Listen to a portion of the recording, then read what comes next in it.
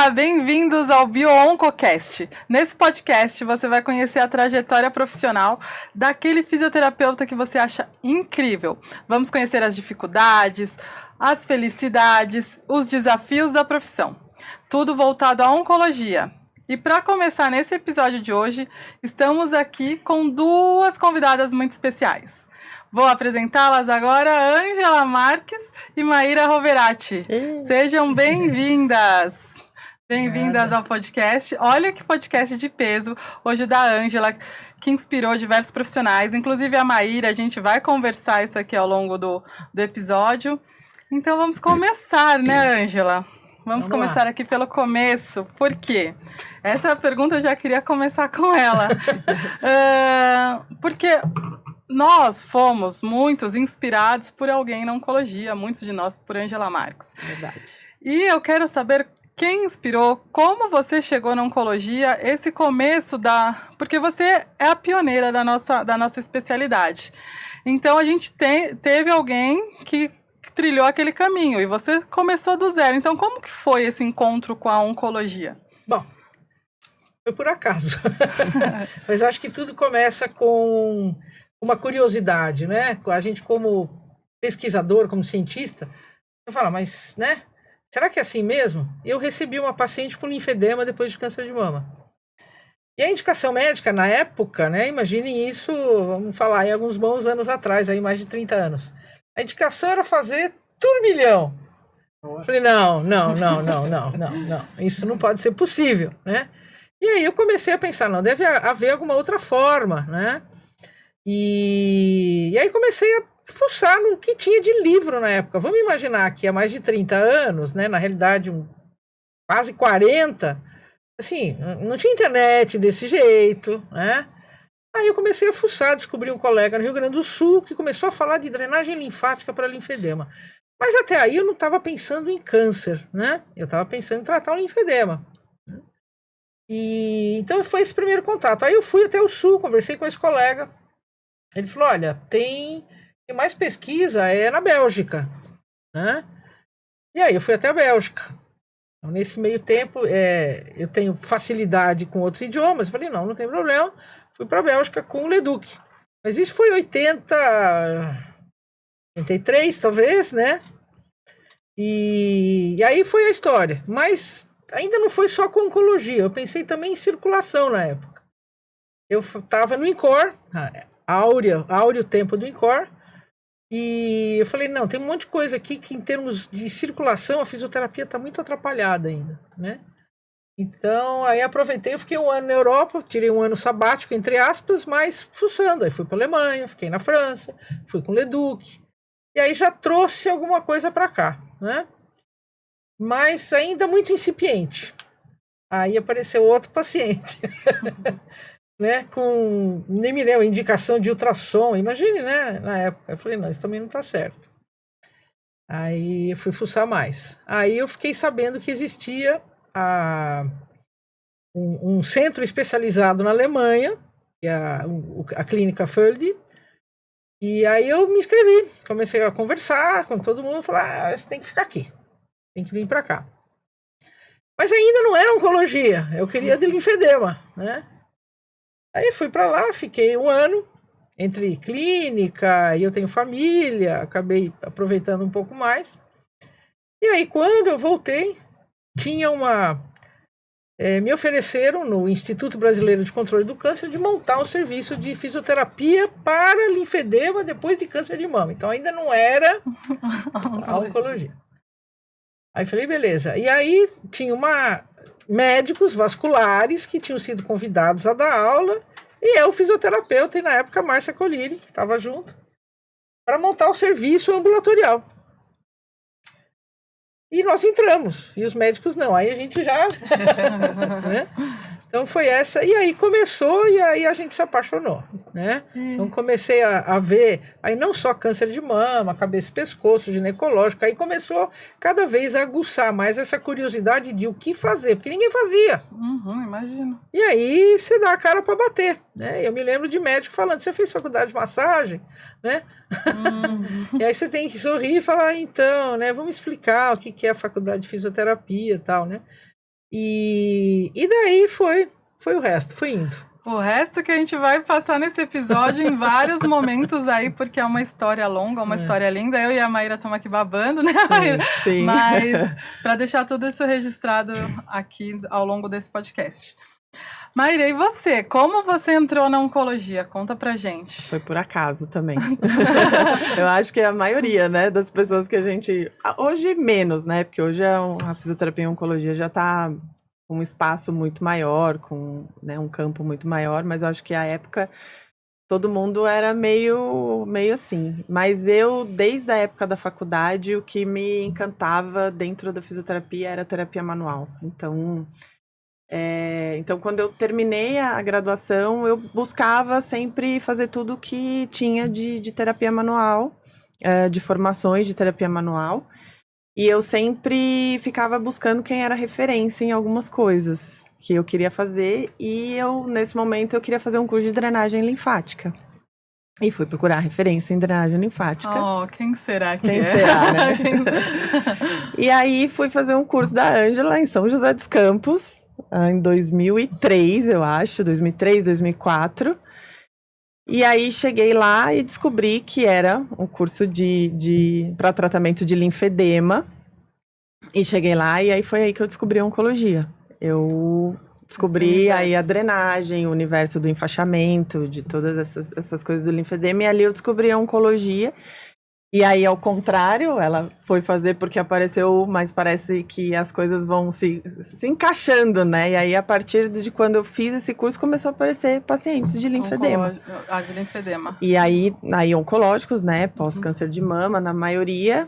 E aí fui. E aí foi o que foi até hoje. Em 2013, fui fazer a pós-graduação com a Ângela. E aí, desde então, hoje eu tenho a honra, o prazer, né, de estar junto com ela, de andar do lado dela, de trabalhar junto com ela. É maravilhoso isso, né? A gente tem aquela referência, depois tem a amizade, hoje vocês têm parcerias em cursos, sim, isso é muito legal. Muito eu lembro que a primeira vez que andei no carro da Ângela, eu já fiquei me sentindo.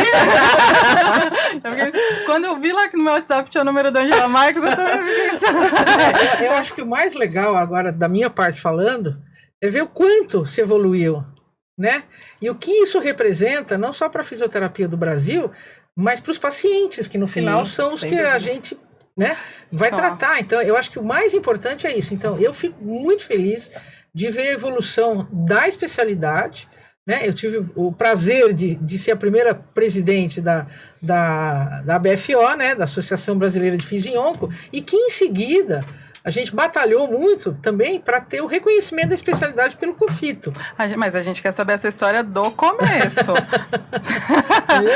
Porque para quem está acompanhando e não conhece a fisioterapia e oncologia ou está entrando na área, hoje a gente tem uma associação que representa a gente, né? Associação Brasileira de Fisioterapia em Oncologia, e a Ângela também fez esse trabalho lá no começo.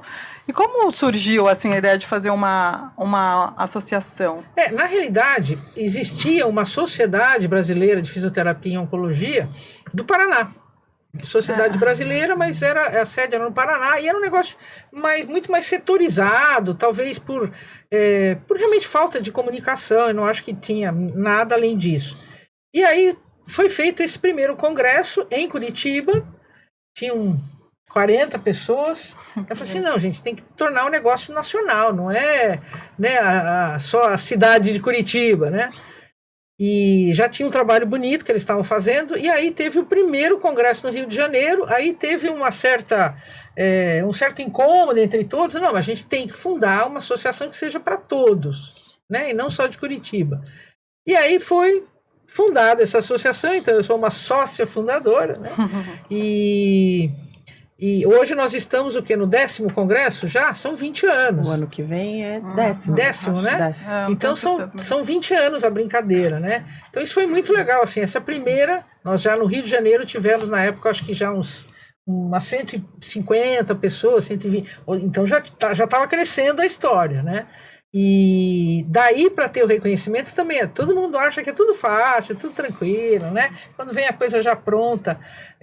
Mas para ter esse reconhecimento junto ao COFITO, foi uma batalha, eram reuniões e reuniões com conselho, não só o COFITO, os CREFITOS, com um monte de gente envolvida, os técnicos, e a gente era muito poucos para chegar e convencer, falar, olha, escuta, câncer é a segunda doença do mundo, então vai precisar de físio, não tem ninguém, né?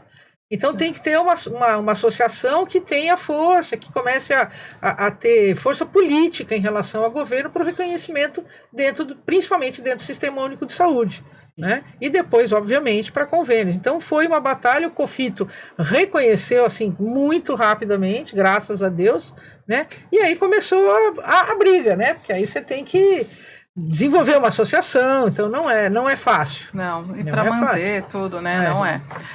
É desafiador. E falando em desafios, para você agora, Maíra, qual que é o...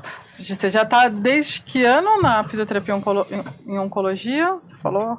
Trabalhando desde 2003. Aí em 2013 eu fiz a pós-graduação mesmo, me especializei desde 2013, pós-graduado, mas trabalhando com paciente desde mais 2013. Mais de 10 anos, né? Sim. A gente pensa que a fisioterapia foi reconhecida em 2009 como especialidade. Sim. Você tinha pouco tempo ali que esse trabalho estava iniciando. Quais foram os grandes desafios para você dentro da fisioterapia em oncologia?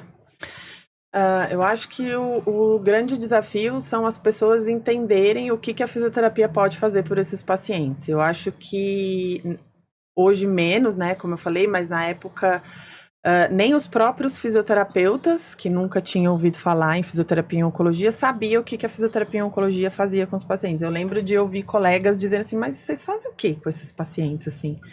Então... à medida que as pessoas não sabem o que a gente pode fazer para esses pacientes, os pacientes não chegam para nós, né? Então, o desafio era esse, era se fazer reconhecer o que o nosso trabalho tinha de importante para esses pacientes. E à época, as redes sociais eram muito menores do que são hoje, então a gente precisava muito desse boca a boca, da conversa com os médicos, os profissionais, os sistemas de saúde, assim. Então esse era o maior desafio, assim, saber como que esse paciente ia chegar pra gente, já que poucas pessoas sabiam o que a gente podia fazer por eles, né? E melhorou, obviamente, né? Acho que as redes sociais é o que impulsiona bastante, mas ainda tem muita dificuldade, né? Hoje eu saí de uma consulta, a médica não sabia o que fazer. Ela era clínica médica, mas ela não sabia o que o fisioterapeuta atendia no paciente oncológico. A gente ainda continua, né, com essa dificuldade. Muito. Bastante. Eu falo que eu acho que o fisioterapeuta precisava ganhar espaço em congressos médicos, em encontros médicos, os médicos abrirem esse espaço para a gente poder ir lá falar o que a fisioterapia faz, né? Porque o congresso médico é médico, o congresso fisioterapeuta, a gente ainda, nos congressos fisioterapeutas, ainda traz, né, bastante outros profissionais, mas eu acredito que ter esse espaço em ambientes dos médicos iria ajudar muito, né? Porque aí eles conseguiriam entender e reconhecer e saber o que a gente faz, né? Esse espaço aberto pelos médicos seria uma forma de conhecerem mais a fisioterapia e oncologia. E você, Ângela, acredita que como podem conhecer mais a gente? Redes sociais, abrir espaços? Eu acho que participação, eu colocaria de uma forma até anterior. Eu acho que a primeira coisa é participar dentro do ambiente hospitalar. Assim, você participar... vocês imaginem eu chegando no hospital falando que fisioterapeuta vai trabalhar na UTI com paciente oncológico, vai trabalhar com paciente em enfermaria, né? Ambulatório até que tudo bem. Então, assim, foi uma coisa de começar a participar das reuniões médicas, e aí eu falo, tem que dar a cara para bater, né? Aí fazer alguma pergunta, vocês não acham, né, isso? Assim, se você não começar dentro do ambiente hospitalar, eu não acredito que rede social somente vai ajudar. Você tem que começar a mudar mitos, sabe? Os mitos são muito difíceis de serem quebrados, né? O que é verdade, o que é mentira. Então o médico cria uma coisa... eu vou até citar um exemplo. O que acontecia com as pacientes mastectomizadas, né? Vamos pensar lá atrás. A paciente acabava anestesiada, acabaram de suturar a paciente, um médico segurava a paciente para sentar, outro segurava os braços e o outro enfaixava o tórax. Aí eu assisti a cirurgia. E todo mundo acha sempre que é fácil. Eu falei assim, tem que dar a cara para bater. Aí eu falo assim, por que você está enfaixando a paciente com atadura de crepe? Ah, é para não ter seroma. Ah, certo. Mas a atadura de crepe vai perder a pressão logo, né? Ela é muito fininha, vai enrolar tudo. Ah, porque o chefe mandou, o chefe da equipe mandou. E você nunca perguntou? Não, o chefe manda, a gente faz. Então, aí eu fui até o chefe. Então, assim, se você começa a mudar a ideia das pessoas e colocar uma pergunta atrás, escuta, será que isso realmente vai ser um preventivo, né? Se posicionar?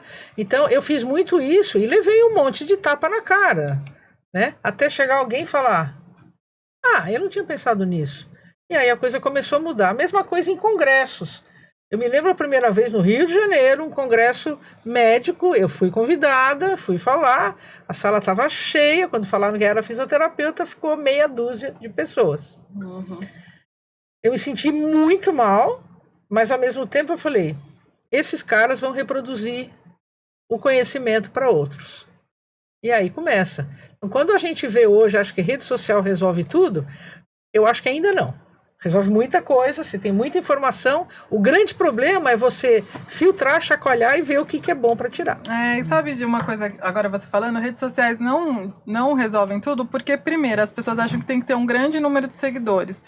E só quem tem um número grande de seguidores é um bom profissional. E a gente sabe que não tem nada a ver. Tem gente que nem rede social tem e está fazendo um excelente trabalho.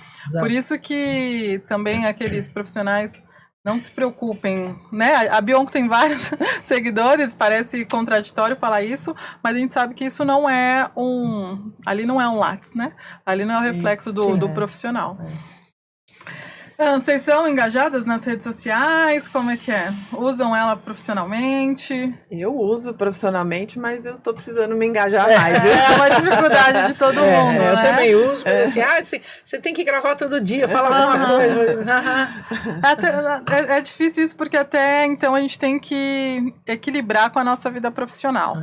Então eu queria que vocês falassem um pouquinho como é, né, nessa vida intensa de vocês, viagem para fazer curso. A Maíra tá vindo de Portugal, deu curso aqui em São Paulo, no Rio, mais cursos. Foi, mais cursos. Andou aqui no Brasil dando curso aqui nos últimos dias.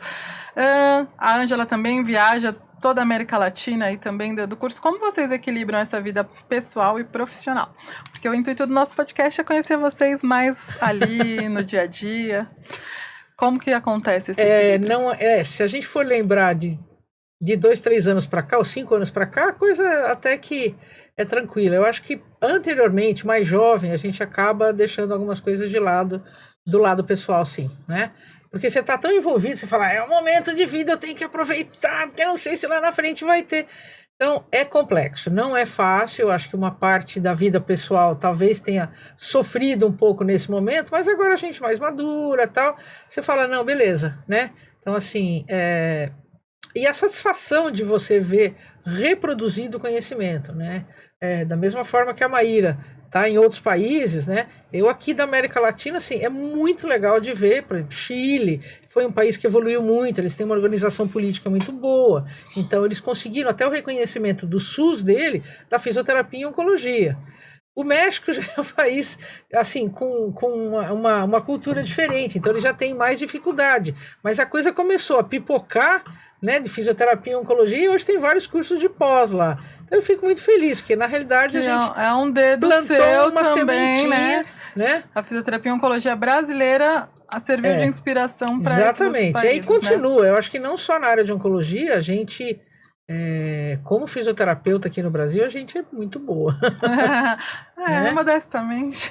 Né? Verdade, eu tenho visto isso. Ela tem experiência da Europa, acho que pode falar melhor do que eu. Aí que eu queria entrar agora, que você conte um pouco como está sendo essa sua experiência fora do Brasil, entrar no mercado, quais são os desafios, o mercado europeu aí, né? Você está em Portugal agora. Sempre que eu encontro umas pessoas aqui, as pessoas me perguntam isso, né? Como que é, então, bom, já que a validação do diploma lá não é uma coisa muito complicada, a gente consegue, é uma questão mais burocrática documental, então a gente entrega os documentos, eles batem os programas da universidade e se você tiver a carga horária mínima do seu programa da sua graduação, você consegue validar o seu diploma. Eu acho que o desafio maior é porque a oncologia, a fisioterapia em oncologia aqui no Brasil, ela está muito, muito além do que a fisioterapia em oncologia está na Europa. Geral, assim, no geral. Como a Ângela falou agora, eu descobri, já sabia, na verdade, mas eu fui lá e constatei que nós, profissionais brasileiros, somos realmente profissionais de excelência, assim. A gente tem profissionais atualizados, profissionais humanos, profissionais que estão sempre com a vontade de fazer o seu trabalho melhor. Não que isso não esteja acontecendo lá, mas eu acho que os profissionais brasileiros têm gana da profissão ser valorizada, então isso ajuda muito. E o desafio foi sair de um lugar muito grande, né? Porque Portugal, além de tudo, a cidade de São Paulo tem o número de habitantes do país, de Portugal. Sair de um lugar muito grande, onde a gente tem muitas oportunidades, as coisas acontecem muito aqui, para um lugar muito menor, né? Para um lugar onde ninguém me conhecia. Aqui eu já trabalho há 20 anos, então já, né? Muita gente já me conhece. Então, ir para um lugar onde ninguém me conhece e eu brinco, falo que é roer um osso que eu já roí, né? Começar a roer esse osso de novo, recomeçar do zero. Então, comecei entrei em Instagram e comecei a me apresentar. Olha, eu sou Maíra Verratti, fisioterapeuta. No Brasil eu fazia isso, isso e isso. Você tem interesse? Dou esse tipo de curso lá no Brasil, se quiser, eu estou à disposição. E fui me apresentando, entregar currículo. Fiz formações lá que são exigências, por exemplo, a formação do LEDUC lá é uma exigência para muita coisa, então fui fazer uma formação. Então dar alguns passos para trás e aí hoje eu dou aula lá, já dei aula em Portugal, Espanha e Bósnia. Tô num processo crescente de atendimento de pacientes. Já atendo numa clínica que recebe pacientes de uma fundação muito grande lá, que é a Fundação Champollion. E é aquilo, né? A gente estava plantando sementinha. Mas eu acho muito legal você falar isso, porque a ideia do podcast é inspirar outras pessoas. E daí você vê a Maíra Roverati, que tem um nome aqui dentro da fisioterapia brasileira, tanto com a Ângela quanto na parte da terapia manual. Começou do zero, precisou recomeçar, teve os desafios, né, que muitas pessoas perguntam, mas como eu faço? Eu não, tem que tentar buscar a parceria, buscar o médico, buscar todo aquele começo que você acabou de descrever. E é honroso isso, recomeçar e fazer as coisas darem certo. E é muito legal você colocar isso aqui pra gente. Ângela, viajante do mundo, seu hobby maior é isso? Conhecer? Viajar? Eu acho que é o melhor investimento que a gente faz em cultura. Seja através de viagem, que é o mais gostoso, né? Seja através de gastronomia, seja através de literatura, seja através de museus. Eu acho que é o melhor investimento, né? O maior enriquecimento que nós temos é esse. E já tem, obviamente, viagens marcadas aí para os próximos meses. É difícil marcar curso com ela, porque é isso, exatamente, né? Agenda. Quando muda uma aula, gente, não tem como mudar a aula. A gente não consegue na agenda dela. Na realidade... Ou ela tá subindo uma montanha, ou ela tá, sei lá. Na realidade, eu acho que eu comecei esse gosto pelas viagens e por culturas muito cedo. Eu acabei ganhando uma bolsa e fui morar nos Estados Unidos ainda para terminar o colegial, né? E aí eu gostei da história. Gostou dessa história de avião, né? Pegar avião. Gostei da história e continua. Mas acho que é isso, né? Você conhecer outros lugares, você ser permeável, né? A conhecer outras culturas e trazer o que é de bom dessas outras dessas culturas para o seu país, né? E para o seu próprio crescimento pessoal, você enfrentar dificuldades.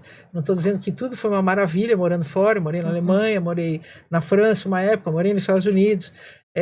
Não é fácil, você está morando fora, você sabe, mesmo você, aí no caso Portugal fala a língua, mas não é a mesma língua, né? Já é uma outra língua.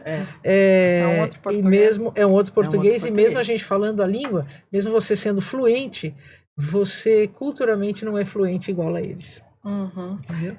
Mas essas oportunidades que você teve te trouxeram pra gente experiências dentro eu acho que é uma outra coisa. Eu viajo, assim, hoje, muito menos procurando conhecimento dentro da área, mas continuo fazendo isso também, cursos fora, mas eu fiz muito curso fora. Então, todo mundo fala... eu me lembro de uma paciente uma vez falou, nossa, a terapia é cara.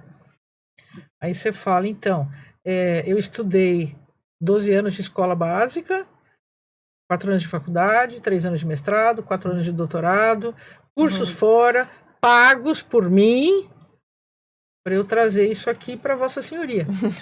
Então, a terapia não é cara. Isso daí dá um ótimo corte pra gente já, porque a gente tem que conscientizar as pessoas, né, do real valor do nosso atendimento. Voltando em paciente, alguma história que marcou vocês de algum paciente, algum atendimento que vocês possam compartilhar? Acho que essa parte é bem legal, porque eu já falei em um outro episódio que os pacientes, eles soubessem o quanto eles ensinam a gente, eles cobrariam também o valor da consulta, né? Sempre uma experiência. Algum paciente que mudou alguma coisa na forma de vocês pensarem, até como vida mesmo, né? Tipo, valorizar mais a própria vida, às vezes, de repente, de acordo com a história. O que vocês recordam aí? Eu poderia ficar uma noite falando aqui, né? Um livro. Eu lembro, assim, muito da primeira paciente jovem. Eu atendi de câncer de mama, que ela tinha por volta de uns 30 anos e eu tava com 30 anos. E eu lembro muito desse momento, assim, de ter atendido ela e falar, nossa, a mulher com 30 anos tá, assim, no auge da vida produtiva, construindo família, tendo filhos. E aquilo eu lembro de ter mexido muito comigo, assim. E uma vez eu fui atender ela na casa dela. E isso uma outra paciente, e atendi, sei lá, sexta-feira à noite, sábado à noite, e saí da casa dela e fui jantar. Eu falei, nossa, a gente tem mesma época de vida, eu tô saindo, fui atender ela, tô saindo, vou jantar, e ela tá lá, né, cirurgia, com todas as questões, né, que o tratamento tem. Acho que essa foi nesse sentido que você falou de valorizar aquilo que a gente tem, assim, foi uma paciente que me marcou bastante, assim. Hoje eu li uma frase assim mesmo, que alguém tá querendo ter a rotina que Exato, você tem, né? Aqueles pequenos detalhes do dia a dia que a gente nem dá valor, que a gente passa. A oncologia ensina isso pra gente, Sim. né? A gente passa a valorizar mais. E eu também tenho uma história parecida, que a paciente era jovem e ela tinha um filho com o mesmo nome do meu filho. Então, parece que toca mais, né? Você se coloca ali no lugar. Não é fácil, não. Ângela, dá um livro, mas você conte pelo menos uma história pra gente aí. Eu acho que a grande dificuldade pra gente que trabalha com onco, eu tenho uma sugestão para que as pessoas, os colegas que trabalham nessa área façam terapia. Porque você convive com sofrimento, você convive com essas pessoas jovens chegando perto. Eu sempre falo que a gente, fisioterapeuta, é o profissional de saúde que mais tem intimidade com o paciente. A gente tem uma certa rotina de ver o paciente várias vezes. A gente conversa, a gente toca. A gente toca. O tocar. O tocar já cria essa intimidade. E foi uma paciente também jovem, né? Era um paciente com melanoma, que estava metastasiada. E eu acho que como eu sou muito grandona, às vezes as pessoas se aninham, né? Em abraçar. E a paciente chegou, ela se aninhou aqui no meu peito, eu fiquei abraçada, então isso já cria né? Você já dá ela olhou, eu falo que às vezes o olhar do paciente é tão intenso que ele não olha no teu olho, ele olha através, né? E foi tão intenso que ela falou assim, eu acho que é a última vez que a gente vai se ver. Eu segurei, né? Lágrimas rolaram, obviamente, e foi a última vez que eu a vi, né? Quero te agradecer por tudo, é tudo que aquilo que a gente sabe, né? Agradece, pede perdão, quero te agradecer por tudo, você me ajudou muito, mas a coisa está terminando por aqui. E passou, acho que, sei lá, uns 5 dias, uma semana, o marido me ligou dizendo, olha, nossa princesa tá com o pai, tá com o pai. Então, assim, isso é uma delas. Então, esse contato físico é uma coisa que cria realmente uma intimidade e que a gente tem que saber lidar com isso, porque da mesma forma que pacientes ficam ótimos, tem pacientes que, infelizmente, não ficam tão bem, né? E tem um outro script de vida, né? Então, isso pra gente é difícil. Mas eu acho legal a gente dizer que existem histórias muito felizes também. Vamos assim. contar. Vamos contar. Mas sabe o que? Antes de chegar no feliz, eu gostei da parte que a Ângela se emociona, Sim. que é importante. Alemã, né? Não, como se não, né? Mas é importante isso. Obviamente a gente deve acompanhar com terapia. Eu acho mas a gente pode se emocionar. Mas a gente se emociona. Essa alegria foi engraçado. Uma paciente, quando ela tirou de câncer de mama, quando ela tirou a roupa, eu falei, meu Deus, o que fizeram com essa mulher? Tinha umas 20 cicatrizes. E oncologicamente super complicada. Aliás, eu tive duas pacientes, rapidamente eu vou contar para dar chance para a Maíra. E aí eu olhei e falei, meu Deus, complicadésimo, né? E aí, o que a senhora quer? Eu falei assim, eu vou morrer a hora que eu quiser, pelo seguinte, eu quero montar um canil de Weimaraner. Eu adoro esse raça de cachorro. Weimaraner. Aí, eu falei, tá bom, né? O que a senhora acha? Eu falei, eu acho que a senhora tem que fazer o que a senhora quer, né? E ela montou e não tinha morrido. Né? Ela encontrou ali um sentido que... Ela não tinha morrido. A outra era uma enfermeira, também que tinha feito colocado um cimento, que estava com metástase óssea, tudo. Ela falou assim, meu sonho de vida é ir para a Itália. Mas eu não tenho um tostão furado, né? E o seguinte, a minha tia velha também quer ir, ela também não tem dinheiro. Então eu vou fazer o seguinte, como eu estou para morrer... eu vou comprar e financiar em 20 vezes, porque com certeza eu vou morrer. Já deixa a dívida para a família. Já tinha passado uns 20 meses, ela morreu. Eu estou pagando a viagem inteira. Então, assim, a conclusão que eu chego é, cada um tem um script. Você pode achar que cientificamente você sabe tudo, você não sabe nada. Por quê? As estatísticas foram feitas para serem desrespeitadas, né? É verdade, porque você vê, isso aqui oncologicamente está ruim, não vai morrer, não, está ótima, não é? E até quando eu soube, ela estava bem. Estava bem, ótimo. Uma estava cuidando do Weimaraner e a outra pagando os boletos. Então tem umas coisas loucas assim, né? As histórias. Falando nisso, ela tinha esse sonho. Daí tem aquelas listas de coisas que você deseja fazer antes de morrer. Tem algum sonho que vocês têm, assim... algo que queiram realizar? Eu, por exemplo, vou no show do Bruno Mars, só que fácil realizar um sonho. Tá dentro das tanta listas. coisa, né? Difícil. A escolha difícil. Uma coisa a gente que, falar. tipo, não posso morrer sem antes fazer isso. Conhecer esse lugar, comer, não sei. Só bucket list. Vai falando que eu vou pensando. Você vai pensando? Eu acho que conhecer o mundo, né? Eu sou andarilha, então eu gosto de fazer esses trekkings. Mas tem algum lugar caminhadas. Que você não conheceu ainda que você deseja muito? Eu preciso ter 2 vidas para conhecer. Né? Mas então assim, subir montanha, eu acho que a história é que eu quero ter saúde, eu acho que é o principal, né? Eu quero ter saúde para poder continuar os sonhos, então de viagem. Na realidade eu quero uma coisa que faz muito tempo, porque eu tive muita experiência e depois eu meio que parei. Eu cantava. Dentre todas as coisas, né? Na época que eu morava nos Estados Unidos, eu ganhava dinheiro cantando. Olha, Ângela. Então eu ia cantar num barco-restaurante e tal, bossa nova, era anos 70 e tal. Eu cantei em canto coral muito tempo, né? gravamos disco, tal, na época. E piano, que eu toquei também por muito tempo. Então eu tinha começado uma carreira musical, digamos assim. Uau! Não quero ter uma carreira musical. Eu quero ter um piano de novo, né? Eu tô cantando a minha irmã, que ela ficou com o piano de casa, né? Para que eu possa ter esse piano para tocar, ou eu vou comprar um, ainda não decidi, né? Porque hoje, por muita terapia manual, eu tenho algumas incapacidades manuais, né? Então, mas esse é um sonho também, né? Querer voltar a tocar. Eu sempre fui muito ligado em música e esporte, né?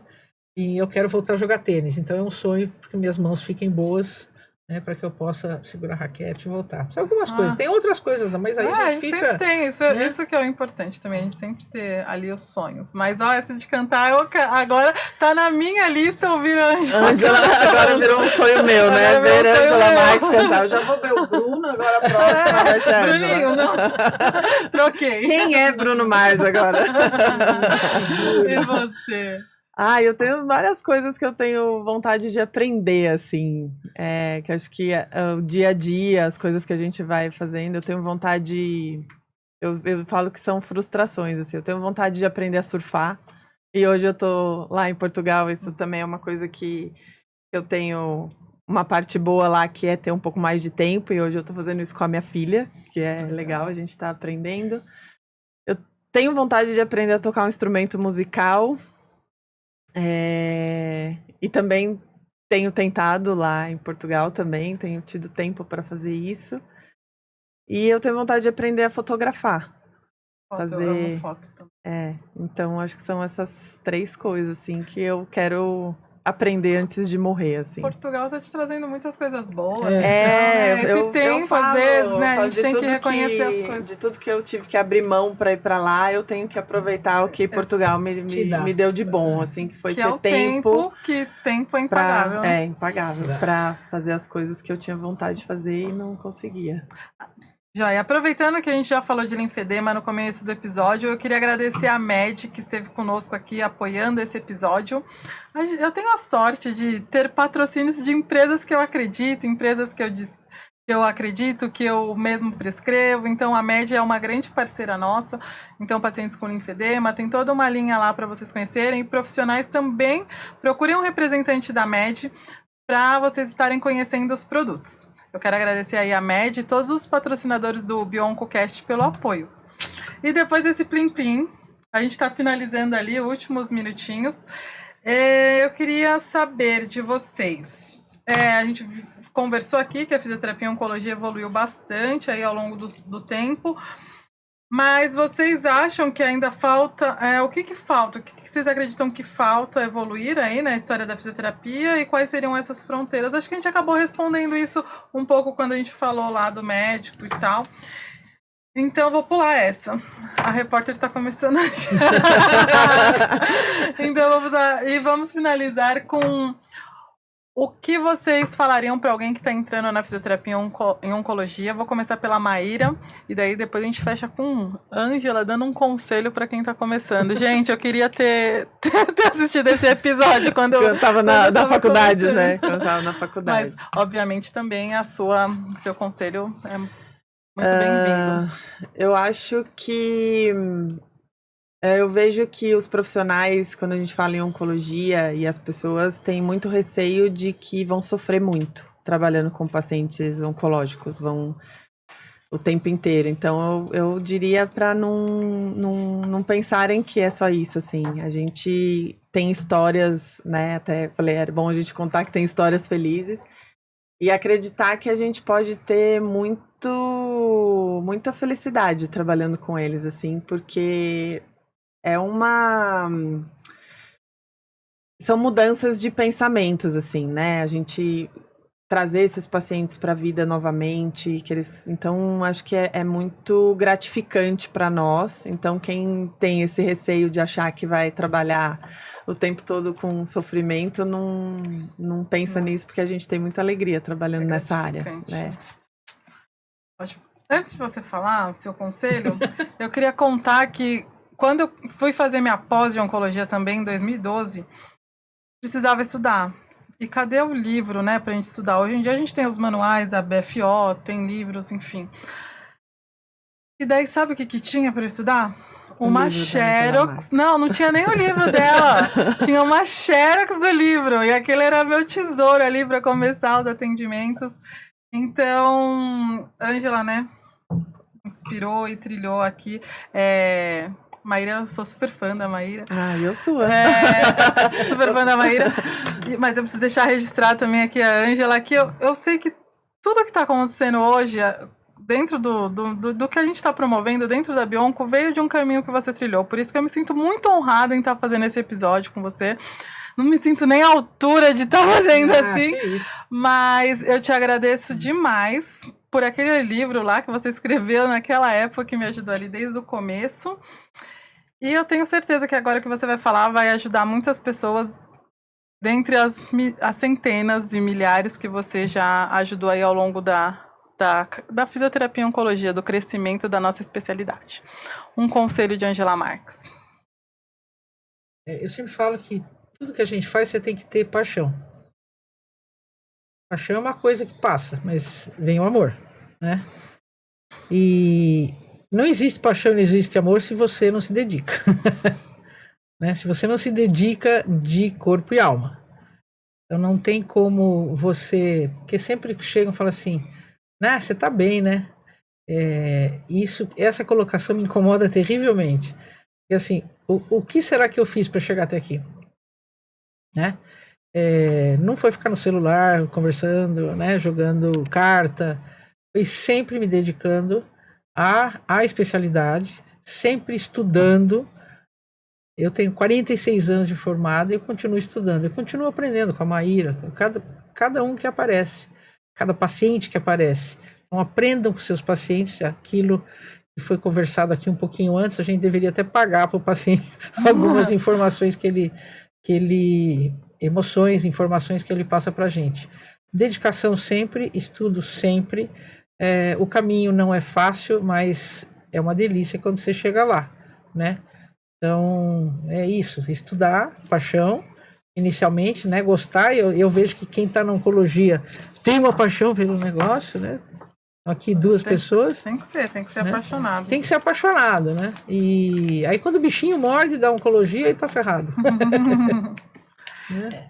Dedicação, estudo, dedicação. Eu acho que se cercar de pessoas que você admira. Também se cercar de pessoas que você admira, acho que faz você querer acompanhar essas pessoas e estar junto. E as pessoas falam muito em network e tal. O network é importante, mas não é só um contato profissional. Você tem que admirar mesmo as pessoas, a vida pessoal delas. Por isso que a ideia do podcast é ver a vida pessoal. Porque é gente, né? Somos gente, não somos só negócio, não somos só trabalho. Então, eu acho que isso eu acho que a dificuldade, assim, que alguns acham que tem, né? Eu posso até lembrar, por exemplo, meu pai é refugiado de guerra, né? Então, você imagina, uma pessoa... A minha avó foi uma das primeiras médicas da Alemanha e que venceu um monte de barreiras. Porque ela não era judia, se casou com um judeu, teve filho muito mais tarde, né? Se dedicou à carreira, imagina, um pós-guerra. E meu pai veio para cá com uma mão na frente e outra atrás. E aí falou... Para nós somos 4 filhos, vocês têm que se dedicar, vocês têm que... Ninguém nunca falou em dinheiro, sabe? Sempre se falou em estudo e dedicação. É isso. Que lindo isso. Que lindo, né? É isso. É uma lição. É uma lição. Opa. Como a gente termina um episódio desse? Né? Bom, termino convidando vocês para continuarem assistindo os episódios do BioncoCast. A gente vai trazer vários profissionais aí que estão dedicados à fisioterapia e oncologia. E também passar o Instagram da Maíra. Pode passar o seu Instagram, Maíra. Sigam ela nas redes sociais. @marroverati, com 2 T's. O da Ângela. angelamarques.988. Ou a Clínica Ângela Marques Cursos. Tem 2 perfis também. Isso. Sigam elas nas redes sociais. Quero agradecer a Active Taping, a Quark, a Média, a Cicade e a Tegum por apoiarem a fisioterapia em oncologia, porque apoiando esse evento a gente vai conhecer mais profissionais. Sigam a Bioonco também nas redes sociais, @Bioonco. E a gente espera no próximo episódio. Quero agradecer as duas convidadas de hoje por compartilharem suas histórias de vida, Obrigada. inspirarem a gente. Obrigada pelo E depois eu vou convite. rever esse episódio, porque tive vários insights aqui. Foi muito bom aprender com vocês. Obrigada Obrigado. a você Legal, pelo obrigado. convite. E foi uma delícia. E a gente conversar. se encontra aí nos sempre. cursos sempre. Obrigado, pessoal. Até a próxima. Tchau, até a próxima.